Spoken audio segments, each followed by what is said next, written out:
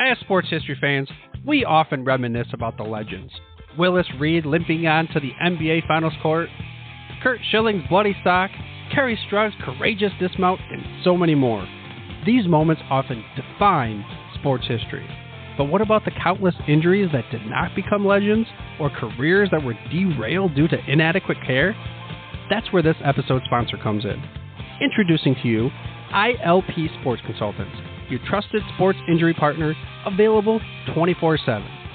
Brian Maelli at ILP Sports Consultants has over 20 years of experience in the orthopedic and sports medicine industry, and he has worked with athletes across the gamut, from youth to amateurs, professionals, in almost every sport played in the United States of America, accommodating athletes at every stage of their career.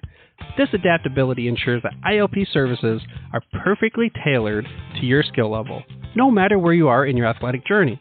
With ILP, you are in control. Choose the steps that matter most to you. Diagnosis, treatment plan, recovery, or the whole journey. ILP services are tailored to your unique needs. Rushing for care is a common pitfall, leading to future problems. ILP Sports Consultants helps you make the right decisions, ensuring that you receive timely and safe care. And here's the bonus. Brian hosts the Injured List podcast, sharing insights and athlete stories you won't want to miss. Whether you're a concerned parent or grandparent, or an athlete yourself seeking guidance, ILP Sports Consultants is your beacon of hope in sports injury management. Visit ILPsports.com today. That's the letters ILPsports.com. ILP Sports Consultants, where your well-being is the priority and your recovery is the mission. Choose ILP Sports Consultants for a healthier sports journey, helping you get back in the game the smart way.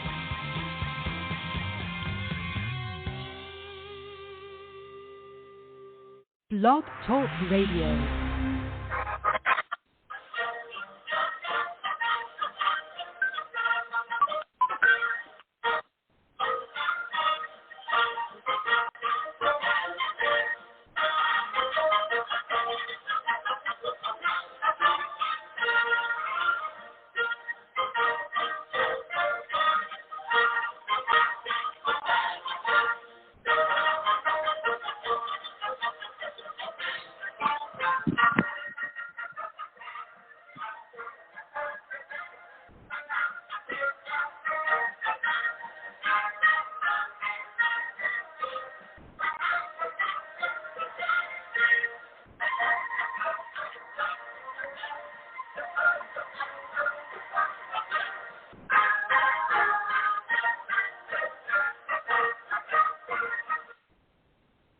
Tonight we'll go back in time, the season's past, when 22 men graced the rugged fields of yesterday, fighting for one more first down, one more yard gain, one final score which would bring victory after 60 minutes of battle on the gridiron. Tonight we'll explore the world of Gridiron Greats. Welcome to Gridiron Greats, football history and its memorabilia on the Gridiron Greats Publishing and Broadcasting Network, in conjunction with Swick Enterprises.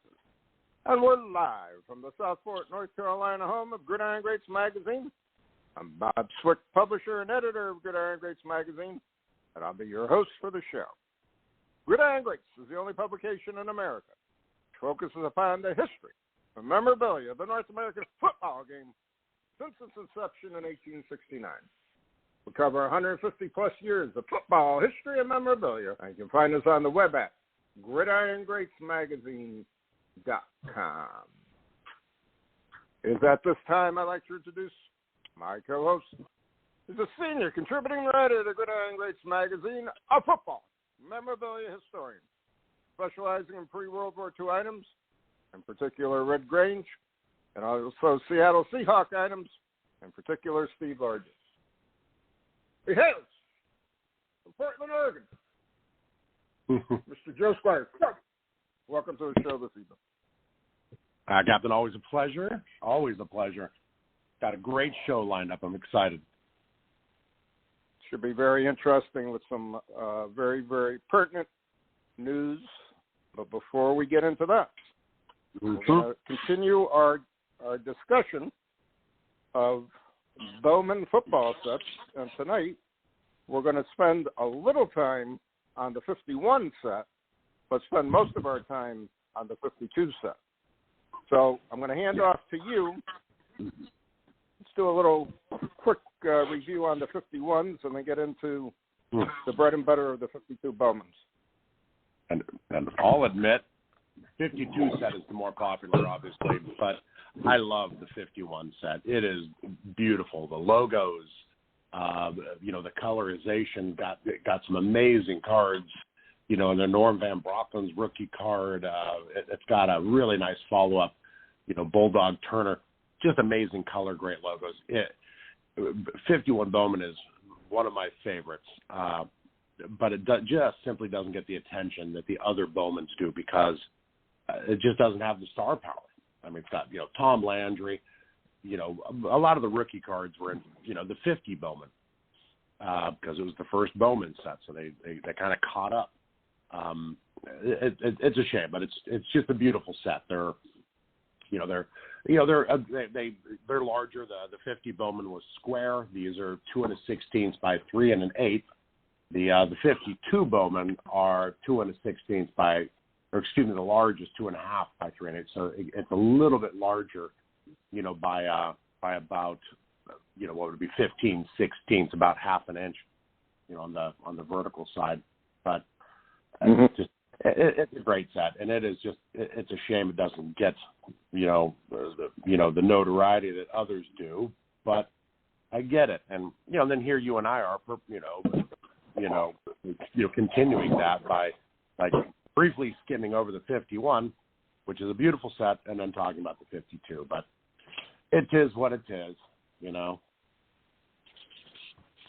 Well, the 51 set, in my opinion, especially when I was putting it together, it seemed to be much easier to put together than either the 50 or the 52 set. The 52 set was nasty for me because I only did the small at first, and then it took me quite a while to find, obviously, the last card, and I basically just got a filler card for my Lansford there, number 144. But Bowman Large, as I've said numerous times on the show, I've started and stopped numerous times, again, selling off the last set I was trying to put together right before I moved down here. So, again, right now I decided for 52 Bowman Large, I'm just going to pick up a couple Packer cards for type purposes, and that's about it. But, again, back to what you're saying, I do agree. 52 is a beautiful set. 51's a nice set, but it's just not. Doesn't have that exciting star power like sets from the 50s have. Yep, but the 144 cards, very similar to the 50 Bowman and the 52 Bowman, so likely laid out on a sheet the same way. 12 teams, so 12 NFL teams. This is after we discussed in the the 50 Bowman, the merger of the AFC along with the NFL. So so likely 4 sheets of 36 like they did with the 50 Bowman. Although I've never seen a 51 Bowman sheet, I have seen a 52 Bowman sheet, a small, a partial one, but missed out on it. But just not the star power, not the star power. The only real Hall of Fame rookie card in there is the Norm Van Brockman card number 4, which is just beautiful. But yeah, it is what it is. It's I love it. I'm the odd man out. The 51 and the 53 Bowman set are to me the nicest sets. I love them all. The Bowmans are amazing, except for the 54. It starts to get a little lazy and ugly in 54 and 55, but just good looking sets. Shame they don't get the notoriety that others do. I really like it. You start to see it more from the squares in 1950 to a little more vertical in 51, and then in 52 they settle in with their standard card size. Now refresh my memory again. You just have like a partial cut of 51 and 52. I forgot what you had mentioned before. I've never seen. I have the full. Oh, you never. I have all 4 sheets of 1950.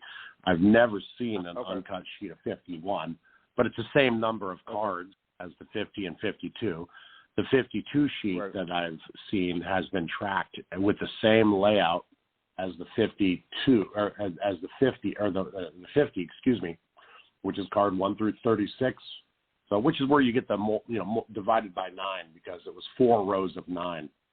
So you get the divided by 9 plus 1. So you get 9, 18, 27, 36 in your right border. If you're looking at it from the back.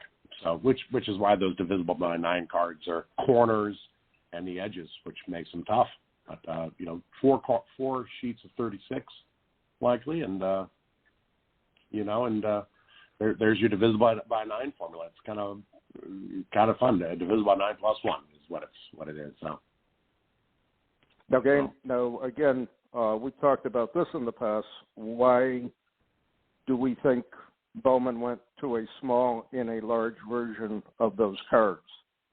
And the speculation we had was, and I'll hand it off to you first, and then I'll throw in my theory too. Yeah.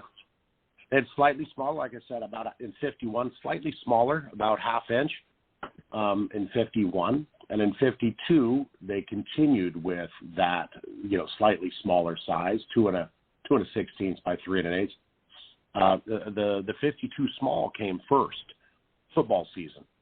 And then baseball rolls around, the 52 tops. And, this is back when there were, the 2 sheriffs in town, Bowman and Topps. 52 Topps baseball came out, and they came out with standard sizes. So Bowman had the small set out, and then, and they were running with it. And then a little while later, the 52 Topps baseball set came out, and they were standard sizes.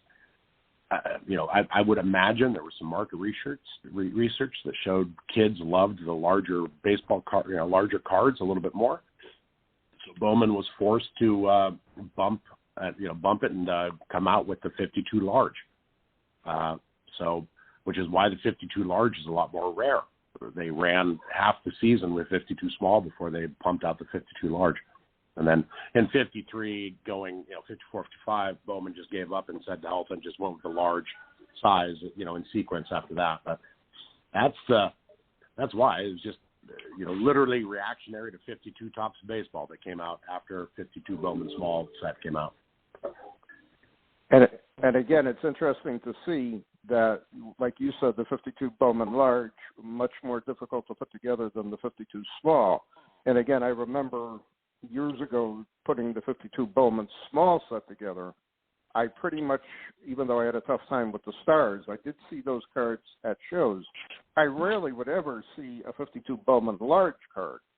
And I want to say, not referring to my notes, but I would guesstimate it wasn't until the late 1980s I started seeing them a little more in volume at the shows. But at the same time, I always said to myself, well, if I'm putting together the small set, what do I need the large set for? And several dealers at the time said, oh, you should try to put it together. And then, again, 52 Bowman large, Lansford number 144 on a lot of people's want list. Yep. And it's a super expensive card. And, it just was not cost effective for me to actively try to pursue that set. And again, I tried to put that set together 4 separate occasions, got rid of it all 4 times, and I'm still very much more content with my 52 small set, knowing that in 53 I'm at the large size card, and 53 Bowman was a relatively easy set, believe it or not, to put together for me. Yep. Many years ago. Who's Jim Lansford? I mean, he was a nobody player, but number 144 card is in the lower right section of the sheet. The right side tended to get trimmed a little easier because the left border goes against the guide rail. Lower right, so it's getting banged around. So the 144 card and the number 1 card are the rare ones. They're the tough ones. But Jim Lansford is, I mean, it's like when I talk about Zeke Bratkowski, if you're an avid 57 Topps collector, you know who Zeke Bratkowski is. It's a bear of a card to get because of where he lays on the sheet, the lower right section of the second sheet. And Jim Lansford's the same. I mean, just the fact that you threw that out, nobody knows who Jim Lansford is unless you collect that set. Right. But it's comical to. It's comical to me to see, because again, since I collect raw sets. I had no intention of, people are saying, well, you should really get this. If you put the set together for the 52 Bowman Large, you should really get your last card graded. And I said, for what? It's going to cost even more money. And I don't see how you're going to really be able to touch up that kind of card, because I never really saw it in good condition. You know what I mean? Oh, yeah. The handful of times I can count on one hand I actually saw the card in person, it was at best GBG, because of, like you said, where it's located on the sheet and how it got cut. Simple. Yep. So 4 Hall of Fame rookie cards, and a lot of what drives the price and popularity of these is the Hall of Fame rookie cards. There are 4 Hall of Fame rookie cards in the 51 set. Number 4, Norm Van Brocklin, Oregon, U of O Duck, go Ducks. Card number 21, Arnie Weinmeister. Card number 51, Ed Sprinkle, and card number 51, M. Tunnell. And then you roll over to 52, and it is there are 2 sets that have the most Hall of Fame rookie cards in them, and that is the 52 tops and the 84 tops. I think 48 Leaf is right up there, but 52 Bowman and 84 tops. They are both chocked with star power.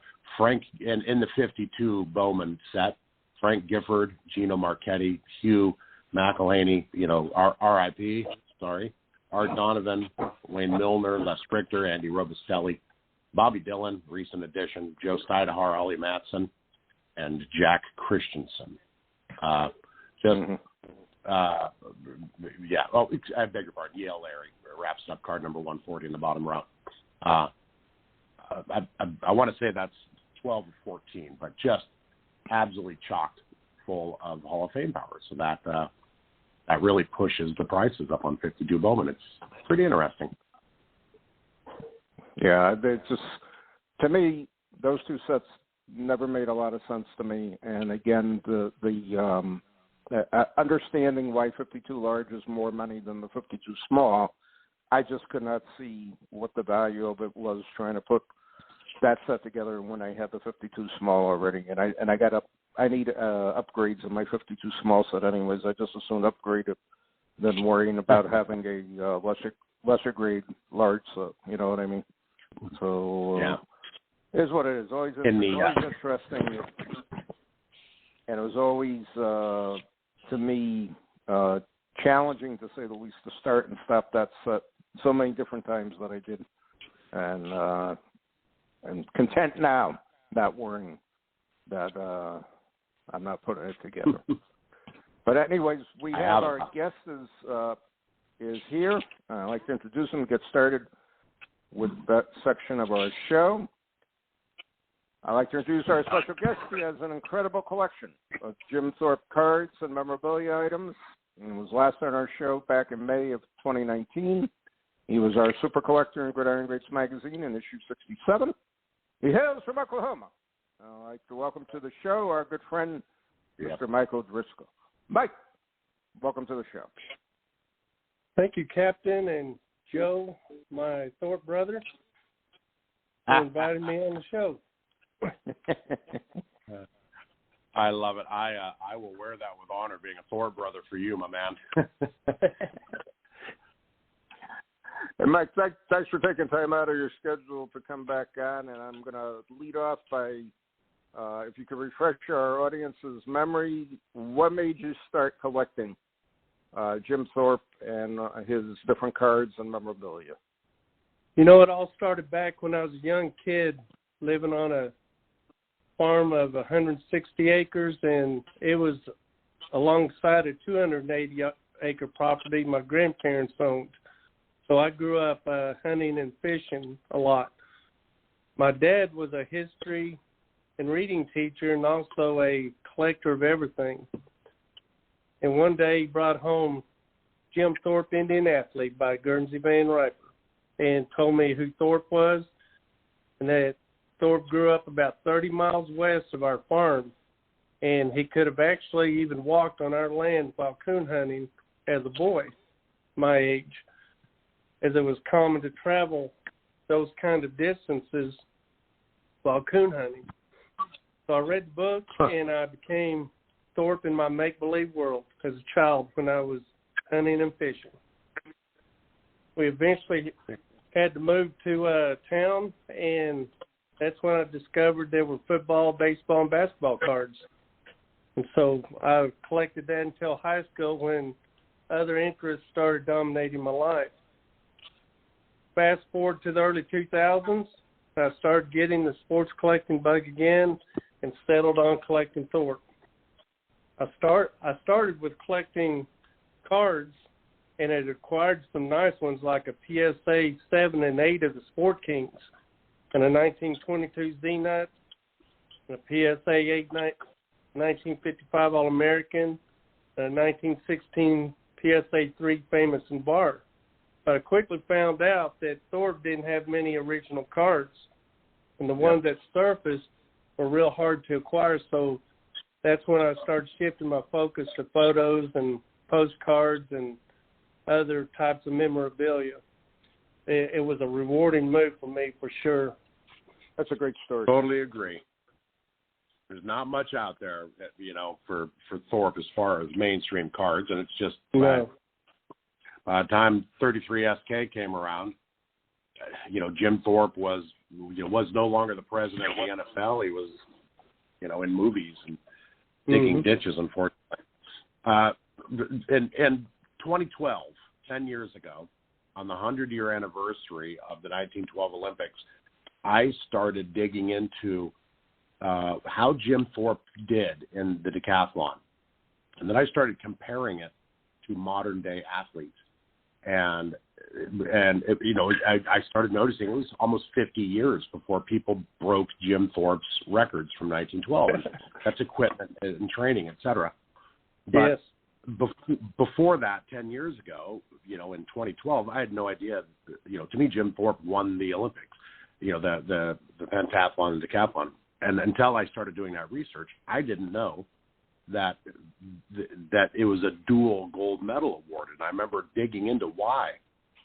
And I'd kind of heard he had his medal strip, but recently why we wanted to have you on the show was the IOC recently announced that that Jim Thorpe was being reinstated as the sole and on top of the heat winner of the decathlon and pentathlon, the 1912 Stockholm Olympics.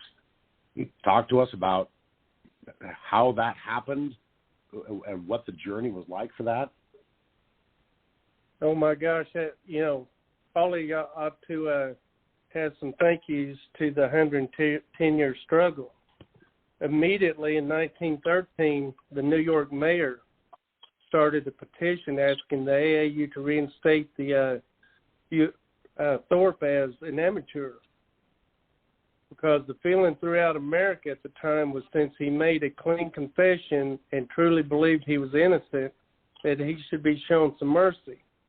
However, James Sullivan, who was the head of the AAU, was also on the school board of New York public schools. And so politically, petition didn't go far. Then you have Gus Welch, who was quarterback for Carlisle, and his roommate, Thorpe's roommate, and also his best man at his wedding, got an investigation started almost immediately that revealed things that we might not have ever known that could have helped this later on. You also had back then Charlie Paddock, who in 1920 was the 100 and 400 relay Olympic champion. Yep. And if anybody remembers Chariots of Fire, he was involved in that 100-meter final and placed fifth. So that's who we're talking about. Yep. He managed several newspapers at the time, and he wrote several articles in support of Jim Thorpe, which pointed out that the rules, illegality of the ruling by the AAU should have prevented him from being stripped of his medals and honors. At the time, everybody knew the rules. And eventually those rules got lost and faded to memory until later on when Florence Ridlin, which is Robert Wheeler's wife, found a set of the rules in the Library of Congress, which again proved that everything was done illegal. Then we go to modern day, a guy by the name of Tex Brown in 1970 started working with Grace Thorpe and the Thorpe family to have his daughter. Yes, to have the medals and honors restored. However, he died in 1984, so about the time things were getting going in 83, he finally got some replica of his awards. In 72, he was reinstated. Then Tom Benji, who's a Carlisle historian, has routinely been publicly and written articles on his behalf. Nita Darling, who started the Bypass Strong, which has really snowballed this into what happened a couple days ago. Then Billy Mills, who was Olympic champion at the Munich Olympics in the 10,000 meters. His fame has helped give the fight a boost. Even in 2019, New Mexico Congresswoman Deb Haaland, who's a Native American, introduced legislation calling on the IOC to correct the results. Of course, you have Grace Thorpe and other family members, probably more than anybody. Robert Wheeler and his wife Florence Ridlon, since 1975, has been fighting this fight, and without their undying work, this final leg might have never happened. They kept it in the forefront since 1975. And to fully understand and appreciate what happened and the full scope of the tragic misjustice, then key players and their roles and the basic tendencies in relation to their jobs and how they were all connected has to be talked about. It is a multifaceted situation with several key people involved. And my intention is not to disparage Warner or Sullivan, James Sullivan or Pop Warner, Glenn Warner. Their contributions to their respective fields are undeniable. Modern-day football was brought into play by Glenn Warner. So his football contributions are undeniable. And, of course, we can look back, and it's easy for us to hang our hat on things that we know now. And these guys aren't alive to take up for themselves, so I'll just stick to the known facts. And I believe most will conclude that they did things for a reason at the time, and perhaps not the right reason. Unfortunately, it's taken 110 years to undo what they did then. So the key players and organizations at the time was reporter Roy Johnson, who broke the story. And Thorpe never did. And he admitted he never did hold any ill feeling towards Roy Johnson, that he was a reporter and he was just doing his job. You had James Sullivan, so he's the head of the AAU, and he's also the advertising, editorial, and sales manager for A.G. Spalding. He bolstered his and Spalding's bottom line by denying any records that were set if the athlete was not using Spalding equipment or shoes. So, say a 100-meter record was broken. He asked the athlete, were you wearing Spalding shoes? And if the guy said no, and this happened, then he denied the record because he was not wearing Spalding shoes. A discus thrower set a world record. But he did not use a Spalding discus, therefore he denied the record. And this forced, I did not know that. Yes, this forced athletes at the time to buy Spalding equipment, which he got a commission off of. Yep. So you're talking about a man who, if he was alive today, it'd be like one man as head of Sports Illustrated, Nike, ESPN, NCAA, and the U.S. Olympic Committee. One man was running all this. He ruled the AAU amateurs with a ironclad fist. He even took away the amateur status of a nephew of his because he played in a non-sanctioned AAU basketball tournament. Incredible. So, wow. He also operated the American Olympic Committee without a constitution or procedural rules. So basically, he could make up the rules as he went. It's kind Why of was he allowed to do that? sketchy. Yeah. Incredible. Yeah, it's kind of sketchy that immediately after his death, his business papers were destroyed. So they're lost to time. So nobody will ever know what his business papers look like. Then you had, during that time, James Conley was writing articles. He was the first American to win gold in the modern Olympics. He testified that Solomon used a number of ways to compensate athletes without paying them. The very thing that he's accusing Thorpe of, getting compensation. One way was to award gold watches to winners. And these athletes called them stock watches because the athletes would return them to the stores where the watches would be put back in stock, while the athlete would be reimbursed with cash. And there's even a known instance where Thorpe received one, but it's reported that he gave it to a girl on campus. Also, they said that Sullivan and the AAU promoters used as a way of gaining control of American athletes, amateurs, by paying them extra expenses, then bribed them to be exposed as a professional if they didn't attend the events he wanted them to attend.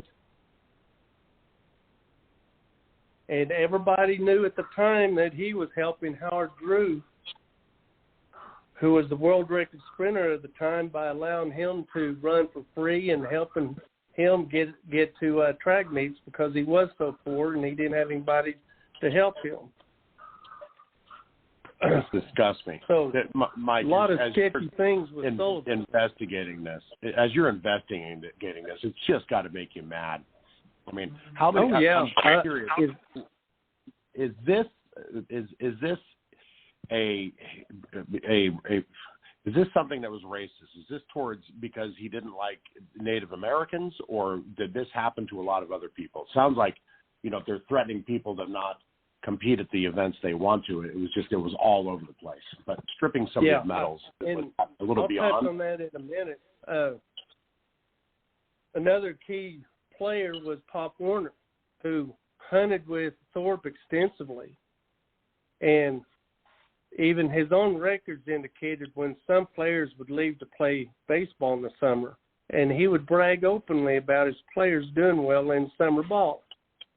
He ended up dropping baseball at Carlisle in 1910 because of summer professionalism. Yep. So he knew his athletes were doing it. And I don't know if y'all have ever hunted with anybody, but your buddy you talk about with everything. So it's hard to imagine that summer ball did not ever come up in conversation when they were out on hunting trips. But I digress on that. That nothing that's not proven. It's just hard for me to believe that didn't happen.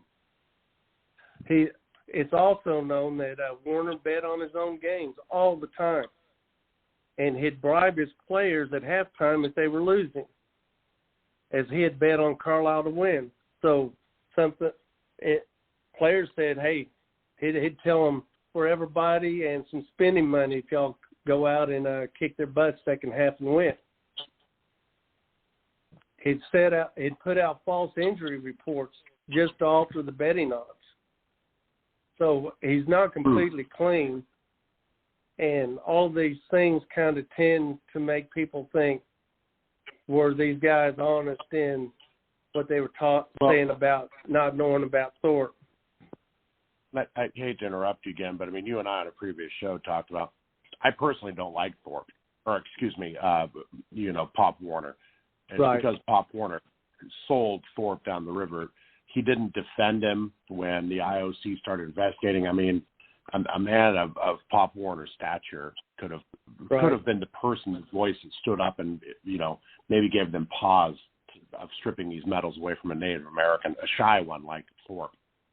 I don't know. And Pop Warner gets a lot of accolades. He's held in very high standards. Sure. I've never found him to be a very honest, good man, and hearing more of this just reinforces that. That's the very reason Gus Welch called for a government investigation into the administration of Pop Warner at Carlisle, because he was mad that they did not defend Thorpe, and he said he knew that they knew. So during that investigation, Welch testified that Warner would scalp 50 to 75 tickets per game that were intended to go to patrons and pocket it. And players witnessed the scalping. Welch said under oath, "I regard him as a great coach, but being a dishonest person. He is a man with no principles." This is Gus Welch, his own quarterback. Wow. And indeed, I didn't know that. Indeed. Wow. An investigation at the school revealed that between 1907 and 1913, Warner, as president of his own athletic association, had netted $7 million in today's value. In 1908, Warner supposedly handed out $9,233 in payments and loans to his athletes, including $500 to Thorpe.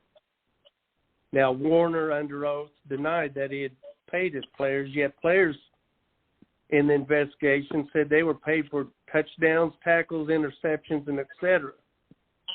Warner did admit he paid for players to get a $25 suit, $25 overcoat, and a souvenir, and people say that souvenir was a gold watch and gold fob. The report did say that money from the Athletic Association was spent on building and refurbishing 5 buildings, including a new 2-story home for Warner to live in. And he paid himself $4,000 a year and invested some of the funds into railroad stock. So it's ironic that the American Olympic Committee wrote in their report to the IOC, quote, "Warner as a man whose reputation is of the highest and whose accuracy of statement has never been doubted," unquote. Oh, gee. The more you mind, the more disgusting this is. Keep in mind that Thorpe was an orphan at this time and had no lawyers, money, advisors, or mentors other than Warner, who'd been looking out for him for 6 years. Yep. You also had Moses Friedman, who's the superintendent of Carlisle School. He was indicted for embezzling money in 1911 before the Olympics for double billing train tickets for the students and carrying 186 phantom students on the enrollment books, which led to $32,000 in government overpay. So most people back then thought he was lying because he was stealing. So how can you take his word that he didn't know that Thorpe was playing baseball? So Sullivan, Warner, and Friedman, the top 3 guys, were all doing less than honest things, yet the 3 together are the ones who sunk Thorpe. How ironic. Yeah. And not ironic. Wow. Damn sad. That's even worse. I mean, I always imagined this came down, and you know, IOC wasn't happy with Thorpe. You know, a lot of people play ball. This is I don't know. It's you know, not to say everybody in college football cheats a little bit, but I mean, this is, you know, right up there. Everybody played a little bit of, you know, college ball, you know, et cetera. It's just it seemed like Thorpe was kind of, you know, picked out because he was Native American, and and even worse than Pop Warner letting him, you know, get, you know, sailed down the river without defending him. Yeah, you know, I mean, Warner did that because of football, because of him moving away from that. I don't know, man. It's so sad. For the modern day, Avery Brundage, he was the American Olympic Committee president from 28 to 53, and the IOC president from 52 to 72. And any attempts from friends or family met ironclad rejection. Always in charge. With Thorpe out of the way, he won 3 all-around championships for the U.S. and later admitted that it opened up opportunities for his construction business. So he categorically dismissed all attempts by Grace Thorpe and family and Robert Wheeler and others to get Thorpe reinstated. Not until his forced retirement in 72 after his insensitive posture and remarks to the killings of the Israeli athletes of Munich, you're old enough to remember that, did Thorpe start getting any justice? Because the following year, after he retired, the new president reinstated Thorpe's amateur status. And in 82, that's when Wheeler's wife found the official rule book at the Library of Congress. And once again, Rule 13 proved that what was done was not only unfair but illegal. So in October 82, the IOC voted to restore the honors, but only as co-champions. So what is Rule 13? Why only as co-champion? Apologize. Do what? Why only as co-champion then? Because they were not going to relegate those who they had already replaced as champions. It was their justification. And Mike, I'm curious, where, to cut in here, where are Thorpe's actual 2 stripped gold medals from the 1912 Olympics? Do you know? Yeah. You know? Yeah. No. They did. The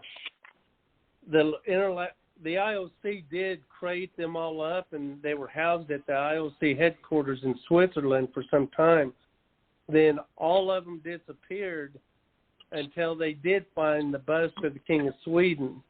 It was discovered in one of their warehouses, and it now resides in a museum. But his medals and Viking ship have never surfaced. So to me, it's either they reside in a private collection somewhere that no one's ever going to reveal, or remember, 2 world wars happened in Europe, and entire cities were destroyed. So they could easily have been lost forever. I'm kind of in the thought that nobody will ever know. Interesting. And who was it on VFC?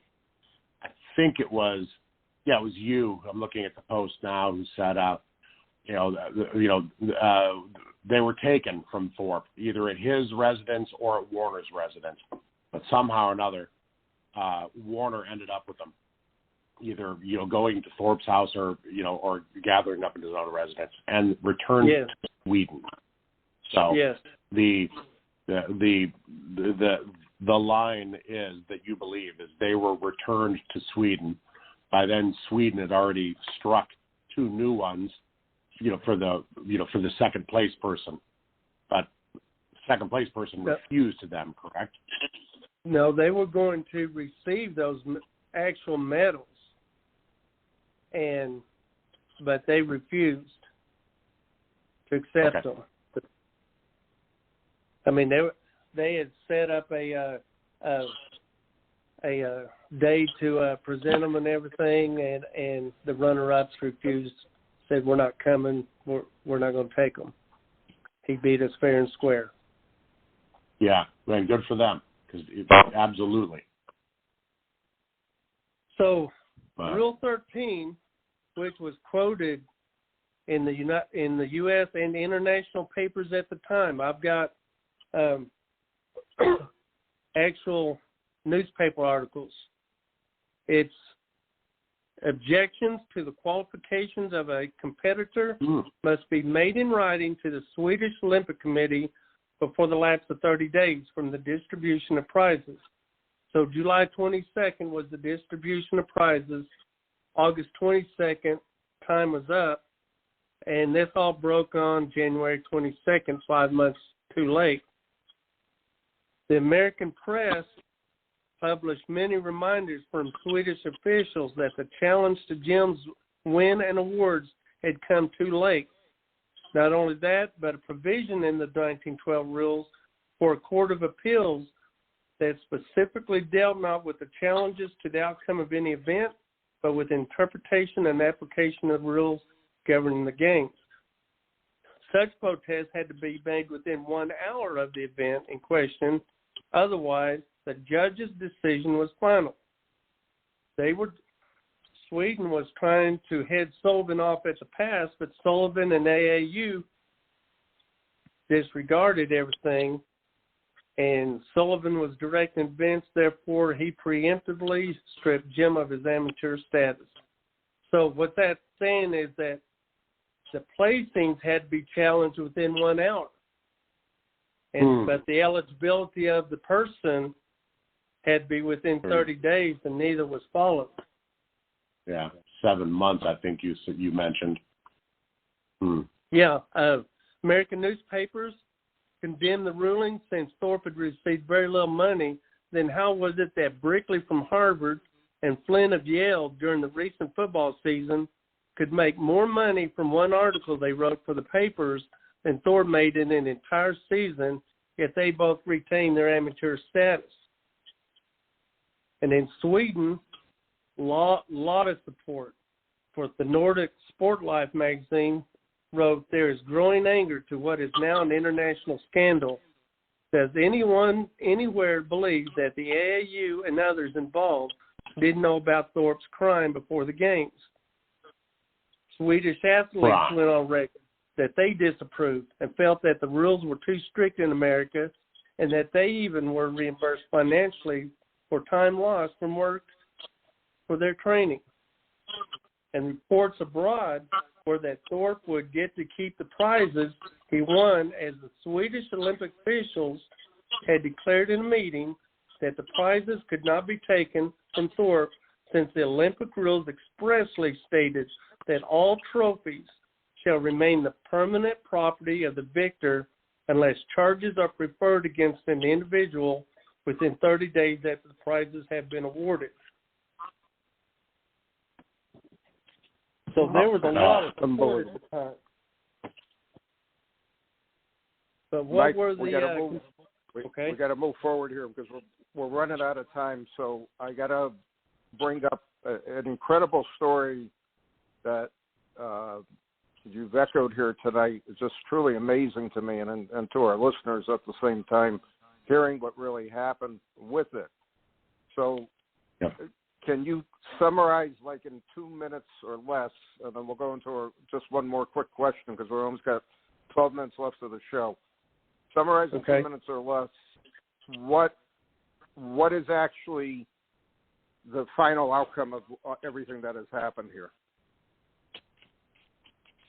Well, you know, the timeline of it from beginning to end happened in 10 days. From the time the story broke to the time he signed with the New York Giants baseball team. So 10 days he was tried, he was accused, tried, convicted, and stripped of his Olympic glory. In the court of the press, yeah. In the court of Sullivan and Warner and Friedman, for sure. Yeah. Wow. It's unbelievable. It's interesting that Carlisle's Athletic Association board members included Moses Friedman and Sullivan, so they served on Warner's business enterprise, which made them in business together. That very business was based in part of what? Jim Thorpe's amateur status. So there's hardly anybody back then that did not believe there was something in the woodpile and that they were trying to hide something. Unbelievable. Just well, just the whole thing. The whole thing makes me sad, and quite frankly, it depresses me that this went on, and it was such a badly kept secret, and everybody just let one of the greatest athletes of our time, just get sent down the river. Like I said, just think about what else Thorpe could have accomplished with a little bit more support. And I think that was cut short. He was going to go back to Carlisle and play, and he wanted to continue to go to some track meets. And, he turned down a Pittsburgh Pirates offer before he went back to Carlisle. And there's documentation that he turned down $55,000 to become exclusively a boxer because he was an accomplished boxer. And he turned all that down just to go back and play football for Carlisle as an amateur. So in his heart, but what's crazy is in his heart, and everybody who is in question here, other than Thorpe, had shady backgrounds, and Thorpe's the only one who did not, was not accused of being dishonest. And never spoke up about it, never complained, never begrudged. I mean, this guy died in poverty. I've shared that picture I have of him digging ditches in 1930. The guy, he was robbed. He was robbed of, we were robbed of one of the greatest athletes. I mean, I think about what would have, what he could have done. I don't know. It's just depressing. The man in the whole thing was Thorpe. He whether Sullivan, Warner, and Friedman knew or not, they didn't fight enough for him, in most people's opinion. He remained loyal to Warner his whole life. We've seen pictures of him with Warner in old age. Friedman was invited to his wedding and gave Ivan Miller away, who was also an orphan. And he held no ill feelings toward Roy Johnson, who broke the story. He stayed cordial to Avery Brundage.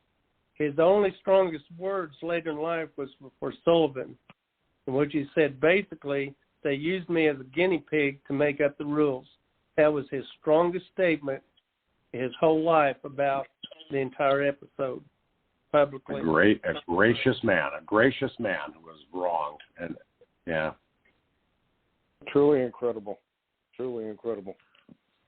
Well, Mike, we're probably going to have you on a second show because we are running out of time. And I got to ask you real quick. I've got more that I could speak about, if you wanted to. Yeah, all right. Why do I do that? We're gonna go off script.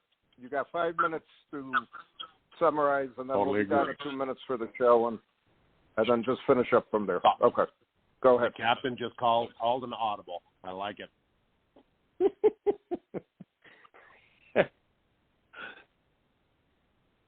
Well, ahead, just Mike. a little tidbit. Without any doubt in my mind, what happened a few days ago was 110 years too late. But most happy for the Thorpe family especially.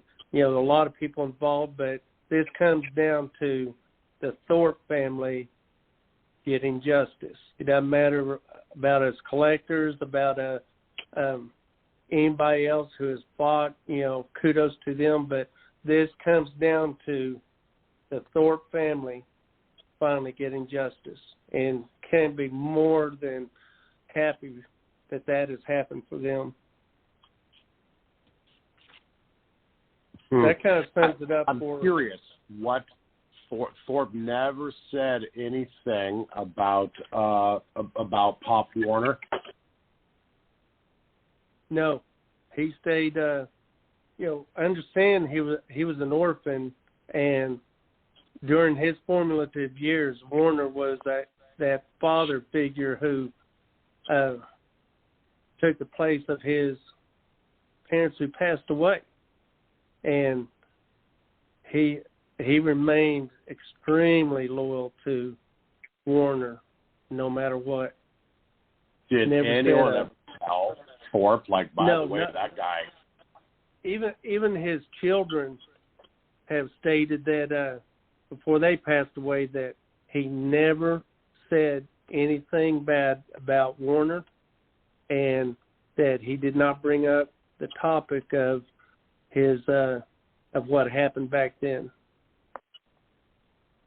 So he just, now it was deeply rooted. There's a time that he told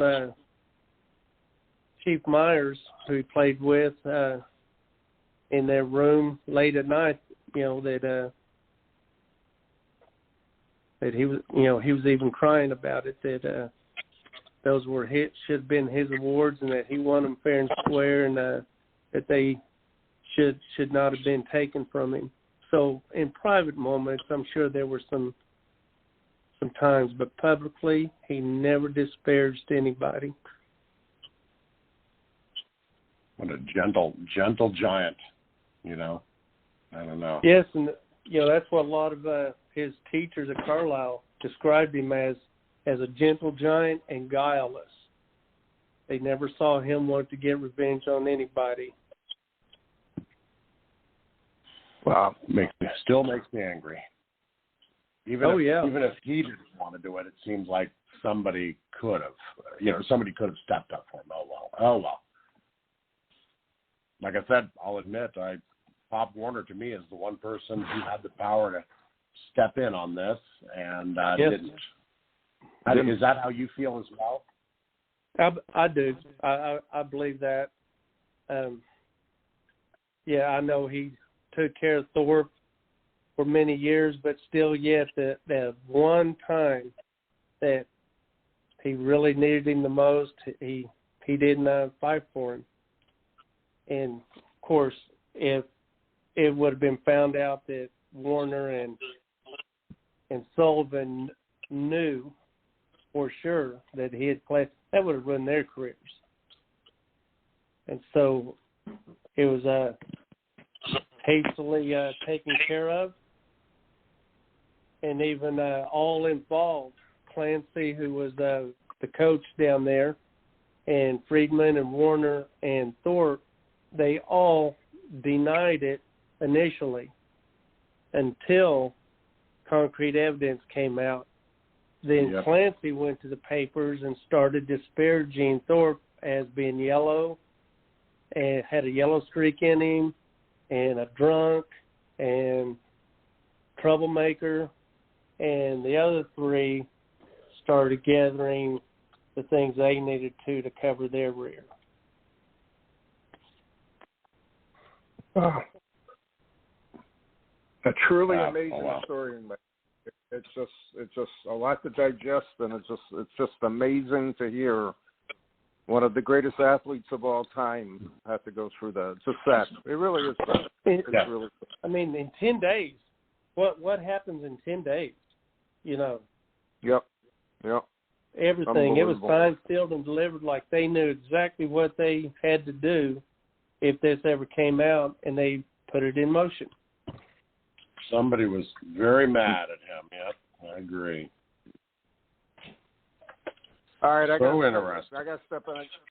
Hard close here because we're down to 2 minutes. Mike, we got to have you on for a second half of the show to talk about all that great stuff you picked up since the last time we talked to you. But I want to thank you for being on, and you are the expert on what happened, and you are the expert on his memorabilia, photos, cards, and the like. Truly, you have an amazing collection and an amazing knowledge of what really happened. And I want to thank you for being on tonight, and we'll be back soon. We'll be in touch. Okay. Thank you, guys. Mike, I can't thank you enough for being on the show. At the top of the hour, you sang my fellow Thorpe collector. It was such an homage to me. I appreciate it, man. I'm honored to be in that company. There's still a few of us out there. All right. We're down to. Thank you. Thank you, Mike. Mike. 1 minute, Joe. Quick 30-second wrap up here. What'd you pick up on tonight's show? And it's tough to. I'm angry. Tough not to angry. express anything. I'm angry at what could have been if Thorpe was allowed to thrive. I'm angry that an innocent man was sold down the river by the people closest to him that he trusted.